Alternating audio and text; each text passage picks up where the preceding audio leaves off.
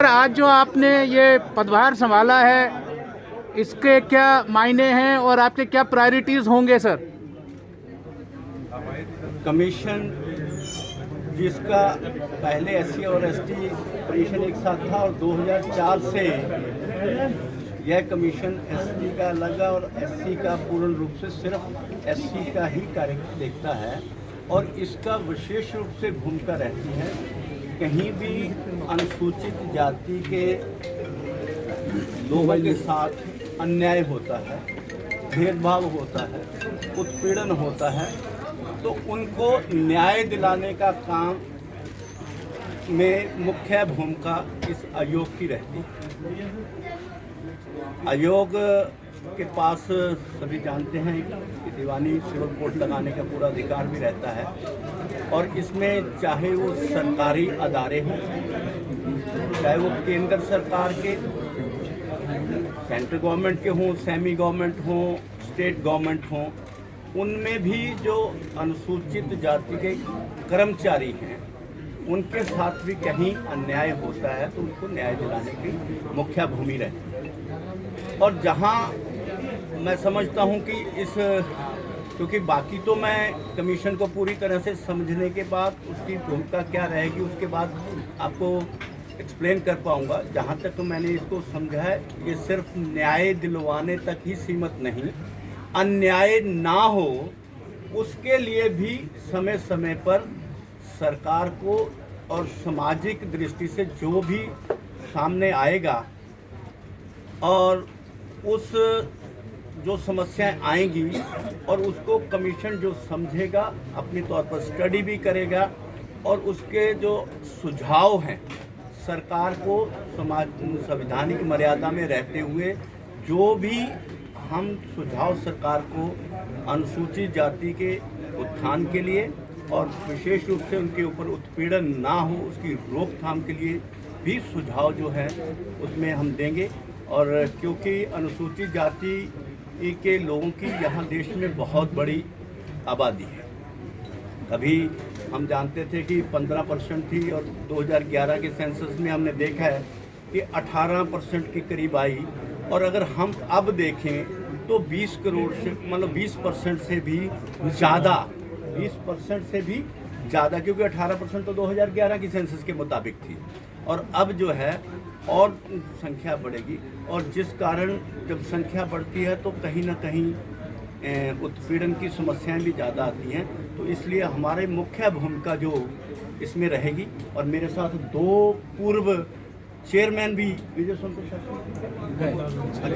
दो पूर्व चेयरमैन भी इसमें, मंत्री जी भी बैठे सोशल जस्टिस, दो पूर्व चेयरमैन जिन्होंने इस पद को सुशोभित किया है वो भी हैं और इस मंत्रालय का जिन्होंने बहुत लंबे समय से पद ग्रहण रखा, ऐसे हमारे सबके प्रेरणादायक भी कहें कि प्रेरणा स्रोत भी कहें तो सत्यनारायण जटिया जी, और मैं खुद इस मंत्रालय के साथ जुड़ा रहा, इस विभाग के साथ भी जुड़ा रहा हूं और हमारी पूरी सरकार की तरफ से जो सहयोग होगा उसमें रहते हुए सभी का सहयोग लेते हुए जो भी हम इसमें अच्छा कर सके ताकि वंचित और शोषित समाज को न्याय मिल सके उसमें हम प्रयासरत रहेंगे, ये हमारी प्रायोरिटी। सर, मोदी सरकार दो ने शेड्यूल कास्ट के लिए जो फंड्स इकट्ठे जो बढ़ाए हैं, that is a substantial increase in the fund for schedule caste students from 12th to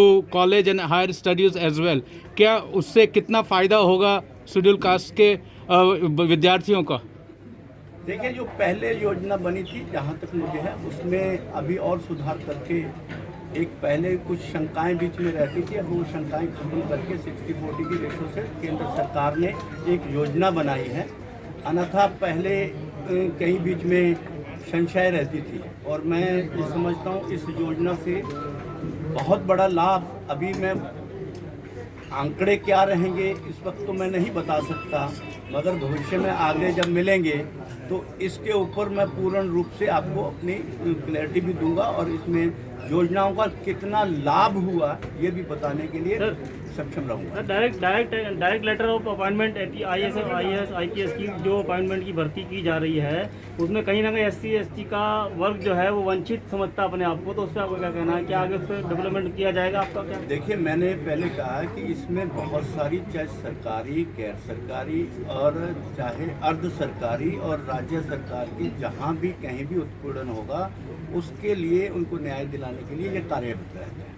मगर इसमें यह भी है कि हमारी सामाजिक मर्यादाओं को, संवैधानिक मर्यादाओं को ध्यान में रखते हुए जो भी समाज को न्याय दिलाने के लिए हम काम कर सकते हैं वो करेंगे। सर, ये बात हमेशा कई हलकों से आ रही है, कम्युनिटी लीडर्स भी कह रहे हैं कि कास्ट बेस्ड सेंसस होना चाहिए, आपका क्या रुख होगा?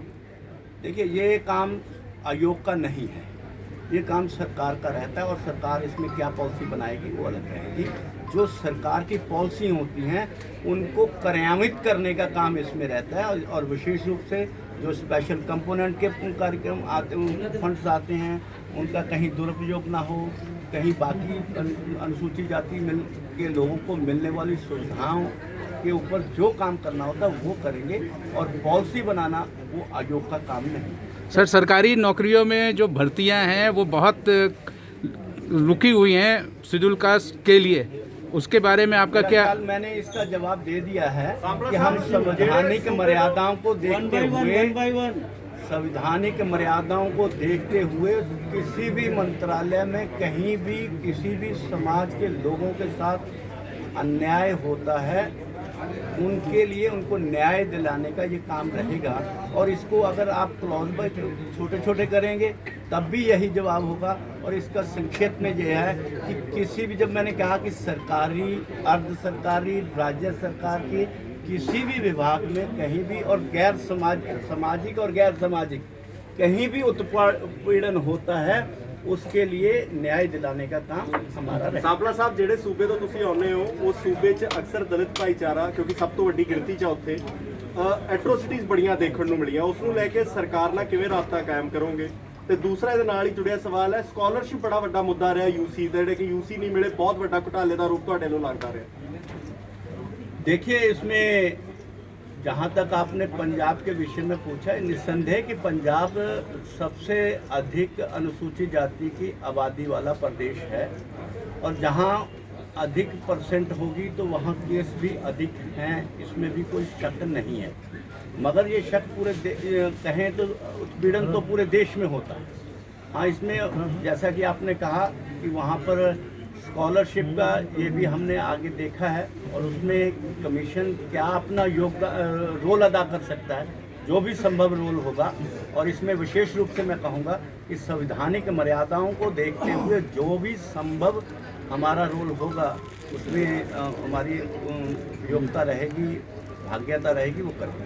सापला साहब, आप किसान नेता भी हैं, पंजाब में के जो किसान में जो अनरेस्ट हो रहा है, जो दिल्ली के इर्द गिर्द जो अनरेस्ट देख रहे हैं, उसके बारे में आपका क्या आकलन है? आज से आयोग का काम अनुसूचित जाति के साथ हो रहे उत्पीड़न को देखना है और उसको न्याय दिलाना है। Thank you sir, congratulation sir. परिचय मैं बता दूं, हाँ, ये हमारे साथ सुभाष पराती जी हैं, नागपुर से हैं, ये भी सदस्य हैं हमारे आयोग के। हंसराज हंस जी, ये हमारे आपके सांसद हैं, दिल्ली से परिचित हैं और सभी मंचों पे, हर तरह के मंचों पे देखे जाते हैं।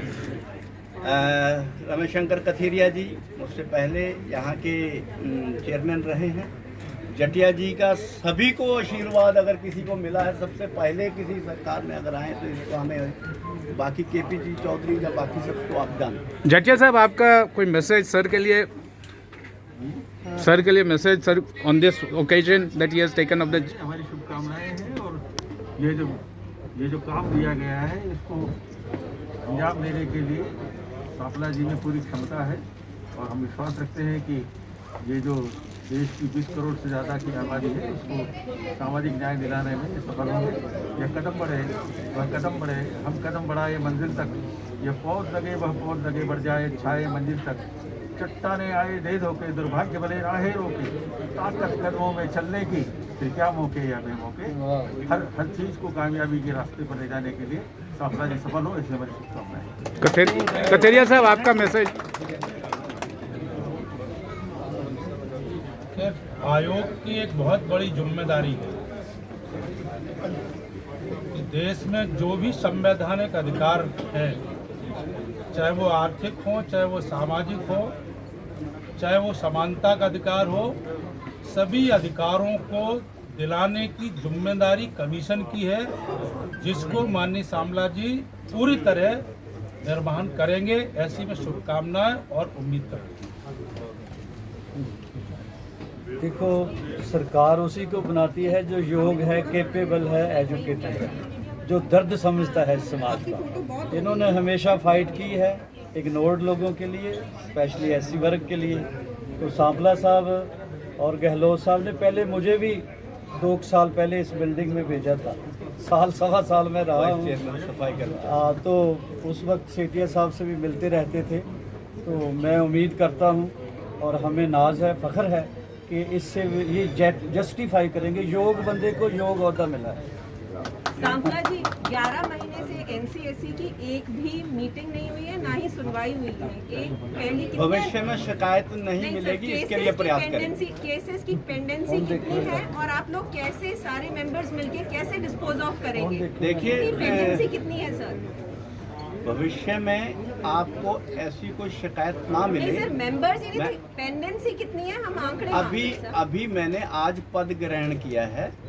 1 तारीख से हम सभी विभागीय और सभी अपने ऑफिस हो सकती है। हमें पेंडेंसी कितनी है? अभी जब मैं आपको अगली बार मिलूंगा तो इन आंकड़ों के साथ मिलूंगा, क्योंकि आज मेरी सिर्फ ज्वाइनिंग तक सीमित है। कल तक जब मैं हियरिंग्स कब तक शुरू करेंगे सर? आप ये मानिए कि अगले मार्च के, क्योंकि अभी 27-28 को गुरुपर्व है, गुरु रविदास जयंती है, उसमें व्यस्त रहेंगे और पहली को मंडे है, उससे हम अपना काम शुरू कर देंगे। जब भविष्य में मिलेंगे तो ये शिकायत नहीं मिलेगी। और सबको धन्यवाद। और सभी आज 8 तुगलक लेन पे भोजन के लिए आमंत्रित हैं। यहाँ स्थान कम था, इसलिए हमने हमारे मंत्री अभी से लंच बस 12 साढ़े 12 बजे से, अभी से भी आप चाहें तो जा सकते हैं।